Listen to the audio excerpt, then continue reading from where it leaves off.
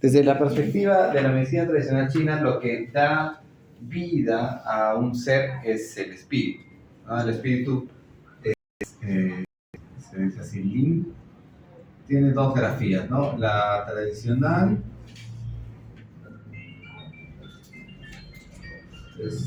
tiene una grafía un poco compleja. Sí, eso es una palabra. También lo van a encontrar así. ¿Sí? Lin es el espíritu. El espíritu se guarece en un órgano, obviamente en el tejido, porque ya los chinos habían hecho algunas vivisecciones, ¿no? Sino es una manifestación energética del cielo. Los chinos dicen que nosotros tenemos un espíritu, esto es, ¿no? Como decía la perspectiva filosófica, tenemos un espíritu que es algo celeste, es algo incorpóreo y que es algo inmaculado, es decir, el espíritu no se altera por las vivencias del ser humano, por ende tiene que permanecer incólume. Para que el espíritu se manifieste a través del cuerpo y no se perturbe, porque en el momento que el espíritu se altera, el espíritu abandona el cuerpo, por así decirlo. Nos decían que, por ejemplo, algunos procesos emocionales muy fuertes pueden incluso causar la muerte por el escape del espíritu. El espíritu se va a comunicar con el exterior a través del chi. Los conceptos psicoemocionales son un mediador entre el espíritu puro y el externo, y la parte externa, o sea, el ambiente, mis parientes, mis familiares, mi entorno, la sociedad, la cultura, a través de un colchón, ¿no? Este colchón es el Shen.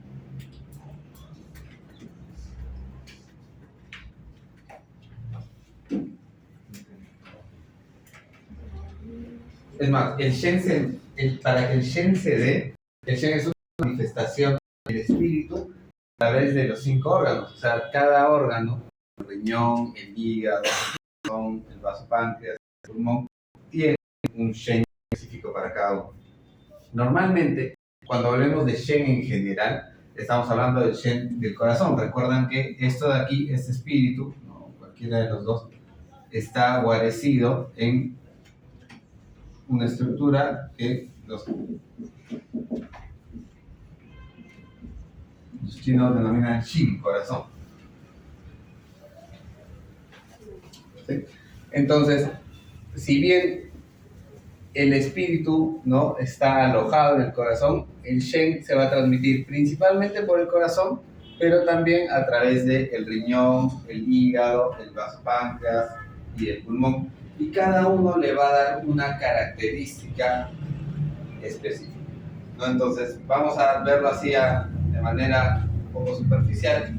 Vamos a tener emociones o un Shen primario, que son emociones básicas inherentes a mi supervivencia. Por ejemplo, dicen, ¿no?, el Shen del riñón, o sea, la manifestación primaria, visceral, ¿no?, del Shen del riñón es el miedo. El miedo no es algo malo, es un proceso necesario para mantenerme con vida, ¿no? Si yo no tuviera miedo de que me atropelle un carro, por ejemplo, me pasaría por la vía expresa, probablemente me atropelle un carro y me moriría. El miedo es un recurso del organismo para asegurar la supervivencia. Pero lo que pasa con el ser humano es que tiene su percepción, la percepción de las emociones del ser humano es una percepción un poco extraña, ¿no? Entonces ya no tenemos el miedo natural, que es un miedo a los riesgos, sino tenemos un miedo permanente. Entonces tenemos el miedo a que me salga a la calle y me roben, ¿no?, a que no, me atropelle un carro, o a que fulanito o menganita me esté engañando, ¿no? Entonces ya las cosas comienzan a cambiar un poquito. Porque ¿qué pasa? En la naturaleza los procesos emocionales tienen un origen, ¿no?, un gatillo, tienen un pico, se desencadenan y vuelven a su base. Es decir, yo tengo miedo, vivir este riesgo, sobrevivo al depredador o a la catástrofe o a la hambruna, y cuando la causa de estrés se va, el miedo desaparece. Porque normalmente los animales en su naturaleza tienen el instinto y el instinto es un poco más ecuánime a la hora de guiar. El ser humano piensa, ¿no? Y el pensamiento permite que esos procesos emocionales se hagan repetitivos, ¿no? Entonces, una vez me robaron y ahora cada vez que salgo a la calle digo, pucha, me van a robar, bueno, tengo que guardar, me voy a guardar el celular en el calzoncillo y la billetera, ¿no? Entonces vivo en una paranoia constante, ¿no? Porque me han dicho que le han robado a mi vecina. O salgo a la calle y digo, uy, pero me va a pasar algo malo, ¿no? Entonces vivo en un miedo que no es realista. A veces no hay un estímulo, ¿no? A veces carente totalmente de estímulo. Nunca me ha pasado algo, pero yo le tengo miedo a ese algo, ¿no? Te va a comer el coco, ¿no? Si no te acabas tu sopa. O sea, es algo muy instaurado en la sociedad porque precisamente el ser humano es un animal de creencias. O sea, nosotros vivimos en base a creencias, a estructuras mentales que nos enseñamos de padres a hijos, de torno a personas, de familias, grupos, sociedades, ¿no? Entonces hay cosas que te dicen, no, pero eso está mal, ¿no? Eso te va a hacer daño, ¿no? Entonces, esos estímulos a veces ni siquiera nos han pasado y nos generan un miedo que no empieza aquí y se soluciona, sino a veces empieza aquí y nunca se va. Como por ejemplo una paciente que yo tuve la oportunidad de ver que tenía miedo a quedarse sola, ¿no? Porque le había ido mal en una relación de pareja en su juventud y ella nunca más se iba a enamorar porque tenía miedo a quedarse sola. Pero yo estaba sola, ¿no? Entonces era un poco extraño. Y es cuando uno habla con los pacientes, los procesos en los que los seres humanos estamos amarrados, ¿no? Son procesos que suenan un poco, o sea, si uno lo ve desde la perspectiva de la supervivencia, son un poco disparatados. Entonces, ¿qué pasa? El Shen va a tener dos naturalezas. Una naturaleza primaria de respuesta, que son, para el riñón, el miedo, que normalmente es un miedo necesario para la supervivencia, pero que el ser humano lo mezcla en un cóctel molotov y se lo toma y se convierte en un miedo a, ¿no? A diversos miedos que tenemos, ¿no? Miedo a, como habíamos dicho, ¿no? Miedo a que me estafen, miedo a que me vaya a pasar algo, miedo a hacer algo nuevo, miedo a decirle a mi jefe que no me parece esto, miedo a hacer lo que quiero, ¿no? Porque qué van a decir la gente, ¿no? Si me pongo a bailar como un loco la fiesta, miedo a qué dirán, ¿no? ¿Qué van a decir? Que soy una persona X, ¿no? Esas características. Y esa serie de miedos alteran mi percepción de la realidad y al alterar esto, alteran al órgano también. O sea, dice la medida tradicional china que los miedos que no son naturales y no se procesan y no se cierran, ¿no? Esos miedos irracionales porque no tienen una causa ahora, ¿no? De repente me pasó algo hace mucho tiempo que me asustó, que me robaron, me atacaron, pero ya pasaron 3 años y ese miedo se mantiene sostenido permanentemente. Ese miedo desgasta la energía del riñón de manera continua.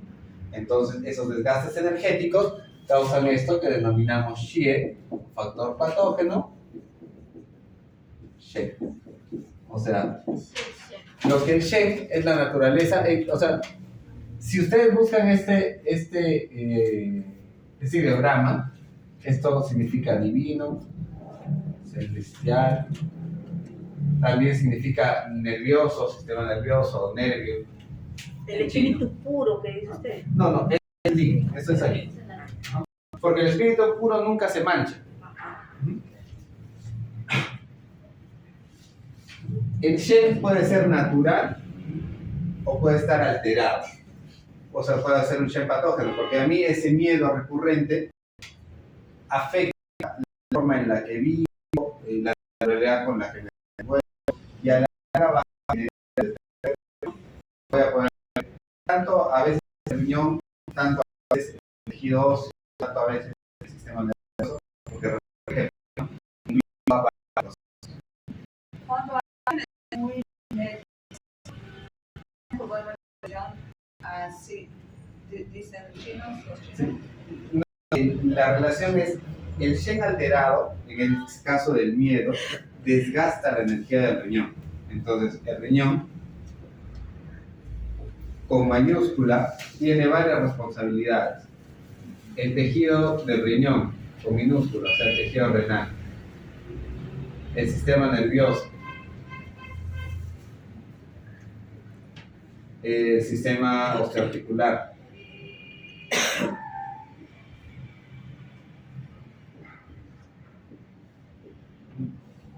el sistema endocrino.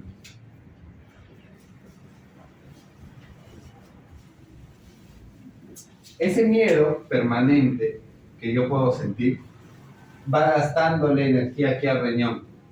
Cuando este esté corto de energía, por algún lado puede empezar a perder energía. O sea, ya no va a poder hacer todas estas funciones, sino en algunas puede comenzar a alterarse. El riñón también tiene que ver con el oído, tanto con el órgano como con el sentido, órgano y sentido. Tiene que ver con el cabello, etc. ¿Se cae el cabello? Entonces, el desgaste de energía del riñón puede generar caída de cabello. Nosotros lo leemos normalmente al revés. La caída del cabello es indicador de deficiencia de energía del riñón. Para que el cabello se caiga, al riñón le debe estar faltando energía que administrar. Entonces, yo tengo 10 bolsas agarradas y no puedo con el peso, voy a soltar una. Entonces, normalmente ese es el proceso que se da. Cuando hay una deficiencia de riñón, ¿se puede llegar a comprimir el riñón? Sí, claro. Claro, o sea, eso puede afectar al riñón directamente. Eso va a depender un poco de cómo sea la gestión energética del... Recuerden que nosotros en medicina tradicional china hacemos una distinción que siempre ponemos los órganos y las vísceras con mayúscula cuando nos referimos a la función energética del riñón. O sea, este riñón con mayúscula, el que se afecta por el miedo, es, como así decirlo, es un riñón grande que contiene la función renal, o sea, el órgano, las suprarrenales, cada uno de los nefrones, pero a su vez engloba los procesos del sistema nervioso, del sistema osteoarticular, del sistema endocrino, del oído, el líquido sinovial, el líquido cefalorraquídeo. O sea, son toda una serie de procesos que dependen de esta energía del riñón. Cuando esta energía del riñón está en deficiencia, alguno de estos va a tener que pagar ese déficit de energía. Y normalmente cuando un paciente experimenta problemas de riñón, ha empezado por la emocional. Claro. A veces tiene que ver el proceso emocional, a veces tienen que ver los procesos fisiológicos, los procesos alimentarios, la relación de un órgano con el otro. Pero si una persona tiene una deficiencia renal, es indicador de que tiene una afección del riñón, igual que una persona que tiene un problema del sistema nervioso. Desde la perspectiva de medicina tradicional china, tanto una insuficiencia renal como un Parkinson, como una otitis, ¿no? O una hipoacusia, todos son indicadores que la energía del riñón está en deficiencia y todos se tratan aumentando y tonificando la energía del riñón. Entonces, vamos a ver. Borro aquí está. ¿Está acá? Ahí está. Entonces, ¿qué pasa? Las emociones generan cambios en la naturaleza energética porque desgastan energía. Y eso es claramente descriptible. Cuando tú tienes una emoción fuerte, después no te sientes muy vital, que digamos. Normalmente una emoción desgasta energía. Después de una emoción intensa, uno termina, oye, mira, yo quiero descansar, oye, mira, yo quiero saber. Hemos dicho el miedo para el riñón. Que si bien el miedo es necesario, como mecanismo de supervivencia, normalmente está mal usado. Profe, había escuchado un caso que, por ejemplo, en un pueblo, mucha gente tenía problemas renales. Y todo el pueblo seguía así por años, y no encontraban la causa, y el médico les llamaba pastilla, hasta que llegó un médico, y le hizo una diagnosis regresiva de que la familia que vivía en todos esos pueblos habían pasado, que sus antepasados habían pasado el proceso del holocausto, y los habían encerrados y estaban propensos a quemarlos. Y a base de eso, como ya los liberaron, se habían quedado con ese miedo, y es por eso que su imagen no tenía ese miedo, y por eso tenía el problema de los riñones, por el miedo que tenía. O sea, era un miedo almacenado por años. Es que precisamente el Shen permite la generación de estructuras sostenidas en el ser humano. O sea, yo soy capaz de educar a mi familia en el miedo o en la cólera, ¿no? Porque para empezar, tendemos a replicar las conductas de las personas que están en nuestro entorno, ¿no? Voy a hacer la lista primero, ¿no? Respecto, por ejemplo, a una persona con depresión, pero depresión severa, ¿se podría hablar de una dispersión en algún lugar? O sea, me refiero, no se podría entender a la depresión como un déficit de energía, pero también podría hablarse de acumulación de energía. Entonces habría un exceso en cierta parte. ¿Se podría hablar de dispersión o siempre se tendría que tratar con tonificación? A ver, vamos a...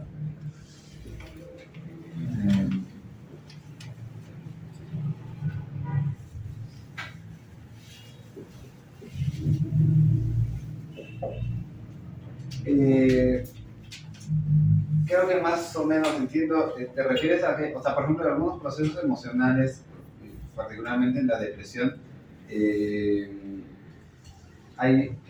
se puede dar por procesos que más bien tienden a ser, o sea, de represión de alguna otra emoción. ¿Podría ser? Por ejemplo, claro. Podría ser, por ejemplo, hay procesos emocionales, a eso en análisis transaccional le dicen rebusque, ¿no? O sea, yo no puedo procesar una emoción y la reflejo a través de otra emoción. Por ejemplo, un proceso que me ha generado impotencia o cólera o frustración. En el caso, por ejemplo, de una violación, supongamos una violación a menor, y esta menor ya ha dado a luz y ahora es madre y siente una depresión severa. Un caso, ¿no? Pongo caso. Entonces ahí no podría hablarse de déficit, ¿no es cierto? No, sí, porque por ejemplo, ¿qué ha pasado en el proceso de esa vivencia de esa persona?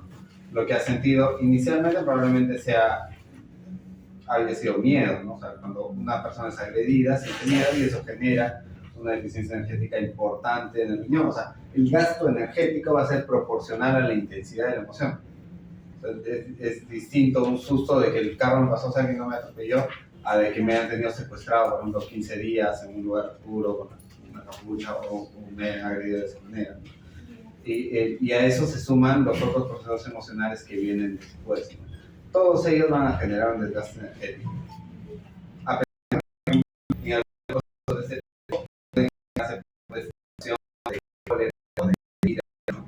Entonces, eso si bien una de cólera, es un proceso de plenitud, es una explosión. Lo que está pasando detrás es que para el proceso emocional se tiene que desgastarse la energía de la.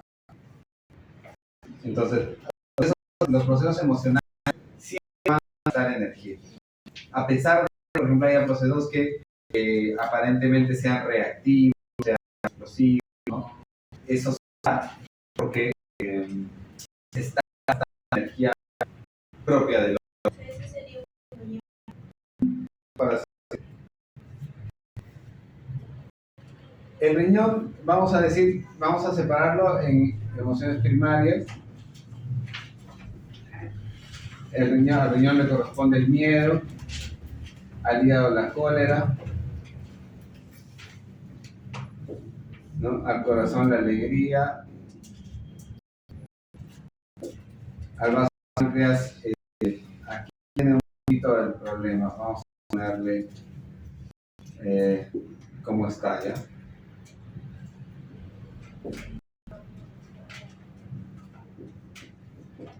Un problema con esa parte del tratamiento es que las traducciones de medicina no son iguales en español. O sea, las palabras que utilizan ellos normalmente en un traductor nos dan estas palabras, pero no se refieren específicamente a esta. Hasta aquí estamos viendo.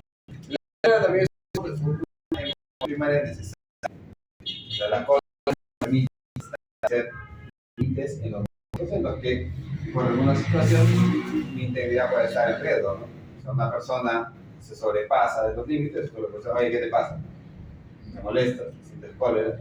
Es un proceso natural, es un proceso que está en la naturaleza, ¿no? O sea, los animales presentan, digamos, acciones de reacción similares a la cólera como mecanismo de defensa, ¿no? Tú te acercas a una perra con cría, le tratas de tocar la cría y la perra te gruñe. Y no es que la perra te odie, ¿no? Y ahora siempre se acuerda. No, es un proceso de reacción. Tú te alejas y la perra se acuesta de nuevo y vuelves a montar a las crías. No se queda molesta, no pasa un año después y la perra sigue teniendo cólera. En cambio, en el ser humano los procesos se dan un poco distintos, ¿no? Entonces, la cólera se convierte en un proceso a veces sostenido. Es más, en rencor, por ejemplo, ¿no? O en irritabilidad, ¿no? O sea, yo exploto mi cólera con cualquier cosa que me rodee. Es algo muy frecuente, o sea, en nuestra sociedad la hiperactividad, ya te digo, o sea, la cólera es algo muy cotidiano. Es casi, y en medios como nuestro, es casi una forma de expresión, ¿no? O sea, tú te vas al tráfico, ¿cómo se comunican los conductores de vehículos? Hoy día hemos contemplado una escena de Sí. un hígado desgastado. ¿No? Entonces eso genera desgaste energético. Por un lado, o sea, como les decía, ¿no? La cólera es un proceso necesario para marcar límites.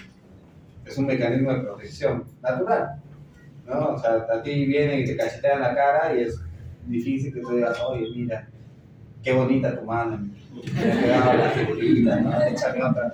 No, eso es algo muy, Muy Jesucristo. muy Jesús, ¿verdad? Que incluso él expresaba cólera, ¿no? Porque cuando llega al templo y lo ve lleno de mercaderes, no agarra y dice, bueno, pasen ustedes a retirarse, ¿no? Se rompe todo. Voltear las mesas, porque la cólera es un mecanismo precisamente eso, ¿no? De protección, de establecer límites, ¿no? Y es algo importante. La alegría también, ¿no? O sea, la alegría permite establecer vínculos de afecto y de relación. Es algo natural, intrínseco del ser humano, ¿no? Pero también puede ser, en cierta forma, una alegría un poquito extraña, un poquito enferma, ¿no? Hay personas que les falta el respeto y qué gracioso, ¿no? Como que se ríen. ¿Les ha pasado? Hay unas personas que son así.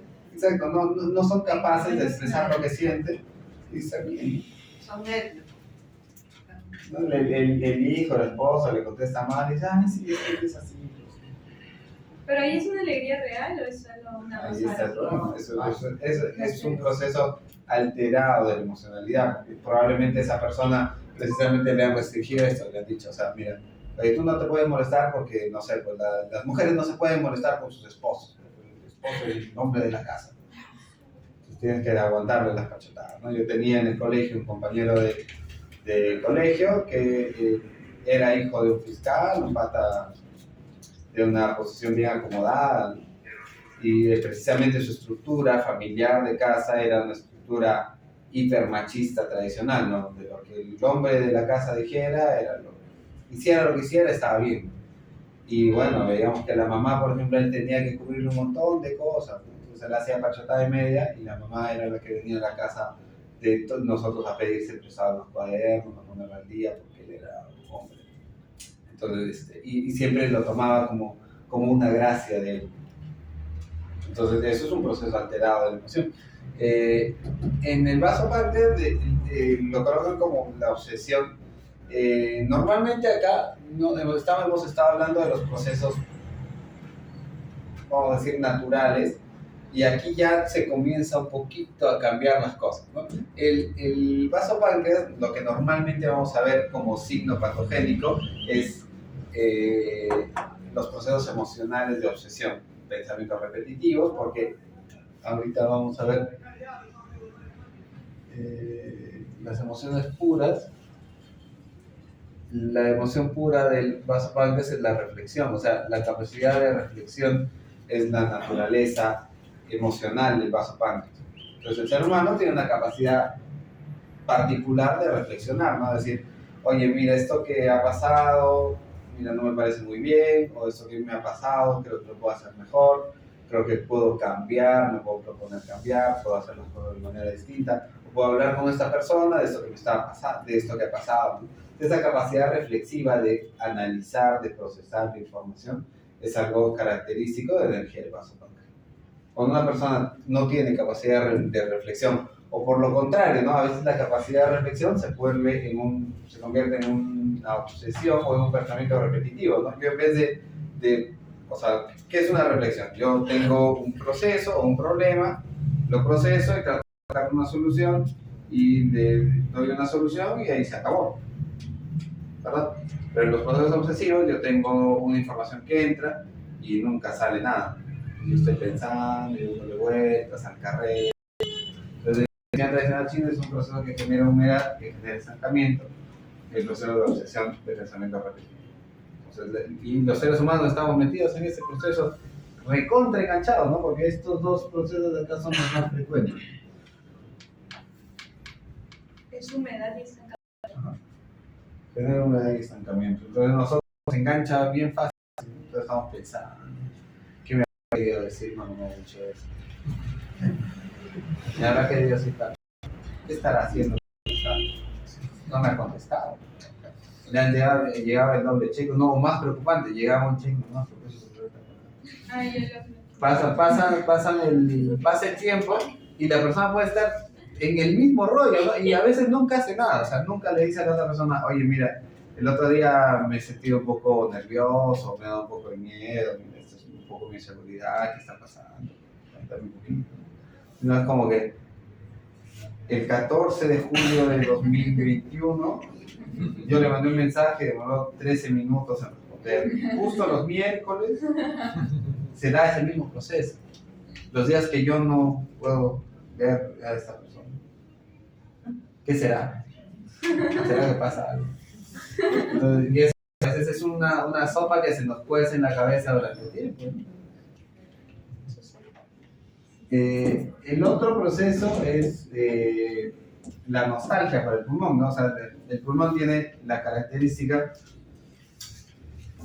Ahí es un poco, este es uno, tal vez el proceso más complejo, ¿no? O sea, la palabra, hay una palabra técnica que parece hasta más construida, que es la recordación o la rememoración de algo, que uno puede volver a un espacio en el tiempo para sacarle provecho o para aprovechar ese espacio. No hay momentos en la vida que son tan importantes o tan bonitos que uno puede volver a ese momento cuando necesita una energía, un recaudado, hay un extra de energía, ¿no? Esa técnicamente la capacidad de pulmón. En portugués hay una palabra que se llama saudade, ¿no? El saudade es eso, ¿no? Es volver a rememorar con añoranza, tampoco es la palabra, ¿no? Con un momento importante del pasado y sentirse, ¿no?, gratificado por ese proceso. Eso es lo natural, ¿no? O sea, lo bueno. Rememoración grasa. Algo así, un poco, vamos a ponerlo así como rememorar. También, o sea, la función del Shen del pulmón tiene que ver con el tiempo, o sea, tanto con el pasado como con el futuro, o sea, la proyección de verme en un espacio diferente, de proyectarme, es parte de la función del pulmón. Y lo que vemos normalmente de cotidiano van a ser procesos patológicos de rememorar más bien cosas no muy gratas. Entonces yo me recuerdo en esa época cuando de niño era muy infeliz, ¿no? Pasábamos miseria, ¿no? A veces uno está enganchado en ese proceso. O me acuerdo cuando vivía con mi pareja y él era una persona muy mala, ella era una persona muy mala, ¿no? O yo me acuerdo que cuando, ¿no?, en una lloranza que me separa de mi realidad actual. O sea, llega un momento en el que esta nostalgia, esta vivencia fuera del tiempo, me impide permanecer en este momento, ¿no? También pasa al revés, ¿no? No, pero es que antes todo era más lindo, antes todo era mejor, antes cuando había tal, cuando Pocho estaba a mi lado, cuando mi mamá estaba conmigo, las cosas eran felices, ahora soy un infeliz, ¿no? Y no hay nada que lo pueda solucionar porque esas cosas del pasado nunca van a poder volver. Entonces es una herramienta para ser infeliz, ¿no? Es una técnica para vivir en ese círculo, ¿no? Es que y eso mismo puede pasar hacia el futuro, ¿no? Es que si yo tuviera, si a mí me ascendieran, si me ganara la lotería, si me quisieras más, ¿no?, yo sería más feliz. Pero como no me quieres más, yo no puedo ser feliz. Entonces, es como un berrinchito a temporal. Una proyección a futuro de solamente ser feliz si entonces tengo un funcional de y como no se puede dar porque es una situación a veces realmente, ¿no? Si fuera así, si mi hijo hubiera estudiado medicina, yo no pasaríamos esta peripecia. Un vago se dedica a pintar. Entonces, todo es malo, ¿no? Entonces, eso es lo que pasa con esos desgastes. Y la proyección del pasado es la proyección al futuro ya. Podría ser, pero por ejemplo, en la proyección a futuro, una naturaleza del pulmón en su función yin, o sea, cuando está bien yin, estas son las proyecciones que yo hago bien estructuradas, ¿no? Entonces digo, mira, futuro, este mes me propongo esto y lo concretizo y voy a hacer estos pasos para llegar a este punto.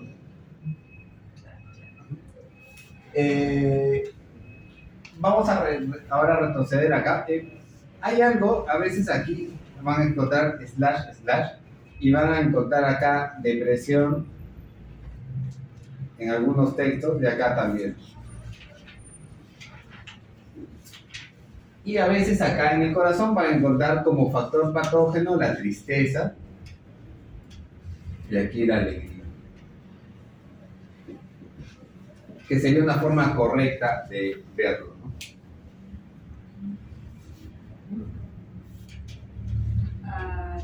La depresión afecta al corazón. Pasa que la descripción de medicina tradicional china de la depresión es un poco distinta. Por ejemplo, esta que es normalmente el concepto general de depresión, no general, popular de depresión, es la idea de que la persona está deprimida porque extraña algo, por algo del pasado que le afecta. Cuando la depresión está vinculada a un proceso pasado que le recuerda o le trae, ha cambiado la situación y esta depresión es un poco más cercana al concepto de depresión clínica, ¿no? Es esa ausencia, esa carencia de voluntad de vivir. Esa depresión es diferente. Ajá. Pasa que, como te digo, el concepto es un poco complejo. Por ejemplo, cuando la persona tiene una... Aquí hay varios procesos, ¿no? Uno está la ausencia de alegría y o sea, que se puede traducir desde un proceso de depresión clínica hasta un proceso, por ejemplo, de restricción de alegría. O sea, ¿Sabes como el caso de Soledad? Claro, pasa que ahí hay un proceso emocional un poco más complejo en el caso de esa paciente, ¿no? O sea, hay un proceso depresivo clínico, un proceso de trauma importante, porque aquí están todos los procesos de trauma, y está el tema probablemente, el tema de cólera, de impotencia, ¿no? Porque es un proceso muy complejo. ¿No? Todo el proceso del acto de violencia y también lo que viene a posterior, ¿no? Que además de eso ha atendido al niño, y eso es en cierta forma, durante un buen tiempo puede ser un mecanismo de reexposición a la situación, ¿no? La persona va a estar reviviendo esa situación, ese proceso, ¿no? Entonces, en una fase inicial lo primero que ha pasado es el miedo y el resto de cosas han ido deviniendo de ese proceso. Profesor, como las personas bulímicas, anoréxicas, que también tienen eso del rechazo. Claro, ahí por ejemplo, ahí hay algo un poco más específico de la autopercepción. Vamos a llegar ahorita a eso aquí. ¿Tenías otra pregunta? Sí. No sería, o sea, yo tenía entendido eso, ¿no? O sea, recuerdo C3, C4 y P9. Y era tristeza, corazón y depresión profunda. Pulmón. También podría ser. Ajá. Lo que pasa es que lo colocan aquí, como te digo, o sea, la depresión a nivel del pulmón, pasa que la depresión puede estar categorizada en estos dos procesos, hasta incluso en ese proceso, porque hay procesos que clínicamente se diagnostican como depresión, que son procesos de represión de cólera, en lo que la persona está molesta, tiene rencor, cólera por una situación, y eso es lo que le impide tener una percepción de fuera de que la vida puede ser distinta. Entonces ahí es un poco complejo.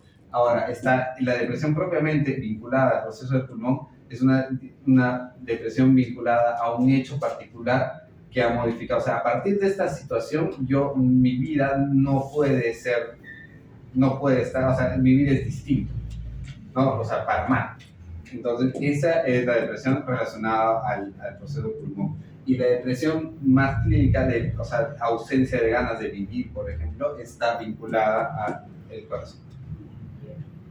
Porque yo había leído en el libro de Machuca, que era que el pulmón era como más asociado a tristeza y el corazón entendí que era algo así como una alteración de la alegría, como pasa en algunas manías donde la persona está como exacerbadamente alegre. Exacto, la euforia y la manía son alteraciones de la alegría.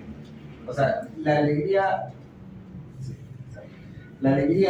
propiamente dicha como el sentimiento puro es el disfrute de la vida per se, ya sea situaciones particulares o un disfrute en general, ¿no? Es más, en el Nekin dicen, ¿no? O sea, que la expresión más pura del corazón es simplemente la alegría de poder estar vivo, de poder disfrutar del entorno, ni siquiera dependiente, porque es una alegría dependiente, ¿no? Yo estoy contento porque tengo una casa, yo estoy contento porque tengo plata, yo estoy contento porque va bien, y mi alegría es condicionada a una situación. En el momento que esta característica desaparece, mi alegría desaparece.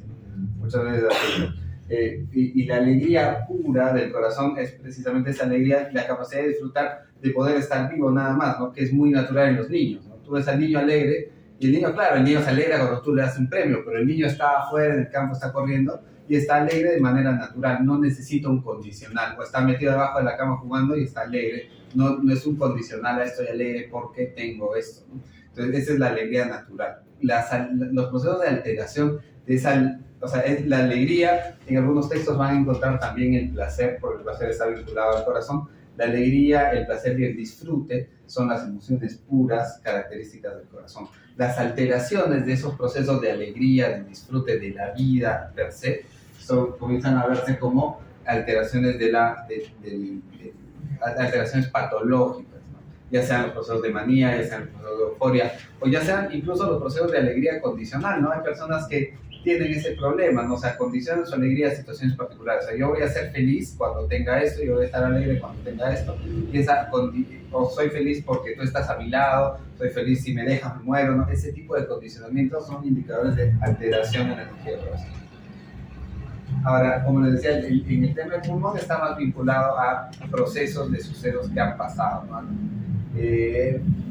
Ahí, como les decía, el problema está en las palabras que se utilizan en las traducciones, que a veces son un poquito complejas.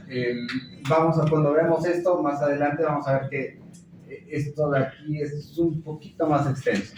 Al riñón, como emoción pura, le corresponde la responsabilidad.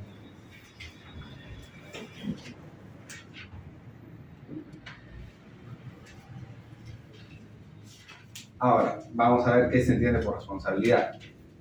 O sea, mi primera responsabilidad es conmigo mismo, ¿no? Entonces, la responsabilidad de mi responsabilidad con respecto a mi persona, a mí mismo, es normalmente una responsabilidad que es la que está más abandonada. Esta responsabilidad no se refiere a, no, yo me llevo el trabajo a mi casa, ¿no? Soy recontra puncha, recontra camiseta. Y soy bien responsable, por el hecho de ser bien responsable, porque yo me llevo todo el trabajo a mi casa y en mi casa sigo trabajando. Mi responsabilidad conmigo mismo. Más bien, extender mi responsabilidad hacia fuera, hacia otro, hacia el exterior, es una situación alterada de la responsabilidad, ¿no? Entonces, la responsabilidad de repente conmigo, con mis hijos pequeños, ¿no? o con los compromisos que tomo, va bien. Tengo 40 años en la casa y yo estoy manteniendo esa responsabilidad. Mi responsabilidad para conmigo lo estoy cambiando para hacerme responsable de algo de lo que ya no soy responsable, ¿no? Entonces, la responsabilidad es primero conmigo, ¿no? Conmigo mismo y con de repente mis hijos y con los compromisos que tomo. Y después, de ahí para allá, ¿no? Con la responsabilidad que tomo de mi salud, de mis actitudes, ¿no? De lo que quiero hacer, ¿no? En el hígado vamos a poner, lo van a encontrar en otros textos distintos, porque acá vamos a encontrar que lo van a encontrar así como eh,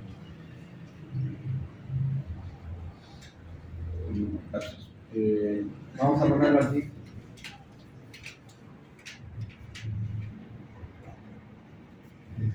Esto es Y, esto es U, esto es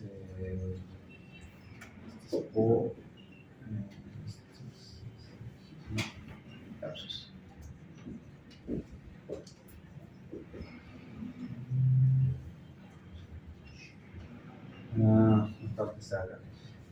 Esta es la palabra que se usa en chino, que tiene una relación con esto, pero como la traducción no es exactamente igual. Creo que esto es tan... ¿no?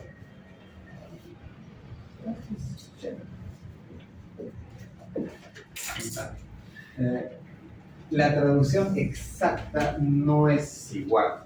O sea, hay palabras en un idioma que cuando las traduces significan más, significan más que una sola palabra. O sea, no podemos expresar esa palabra con una sola, ¿no? Entonces, así es como lo van a encontrar en los textos clásicos, ¿no? Que corresponden un poquito más a lo que vamos a revisar ahorita de inicio. Entonces, al hígado le corresponde como naturaleza, lo van a encontrar también como alma sensitiva,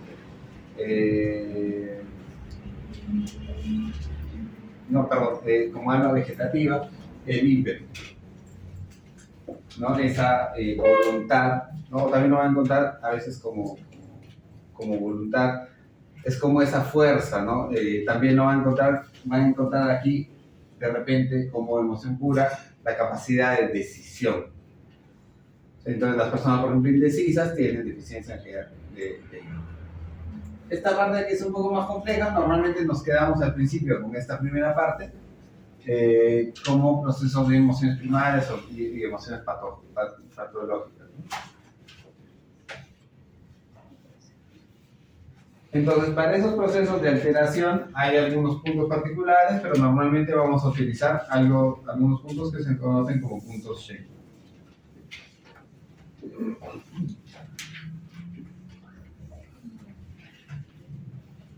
Vamos a aprender hoy día los clásicos, que todavía no conocemos. ¿Puntos clásicos? Los puntos Shen clásicos. Pasa que en puntos Shen hay como... deben ser más de 30.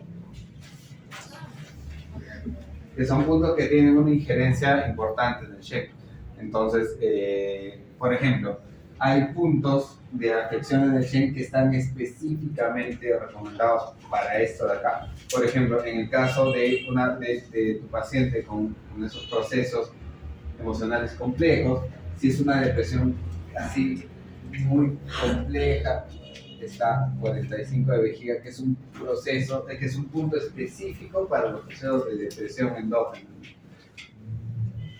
en el que la persona es como que incluso con tendencias suicidas, o la persona que dice, no, es que yo no disfruto de nada de la vida. Para cada uno hay puntos específicos, y hay puntos del Shen que están vinculados a cada órgano, a cada característica. Por ejemplo, hay puntos del Shen vinculados a los procesos de decisión, por ejemplo, ¿no?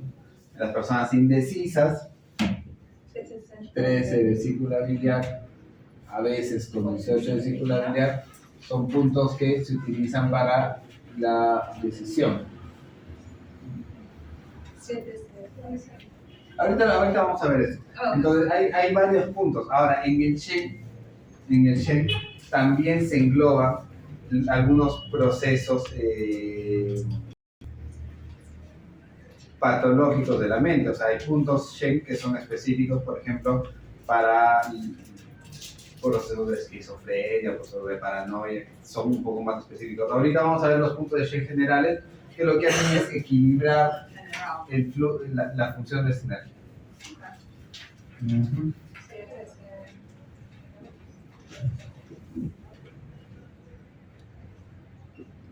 hay algunos puntos que no tienen esto.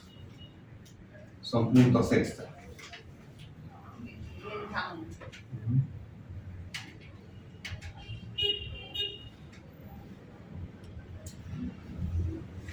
El nombre de ese vamos a aprender cuatro de esos puntos. Vamos a hacer un corte aquí. 4.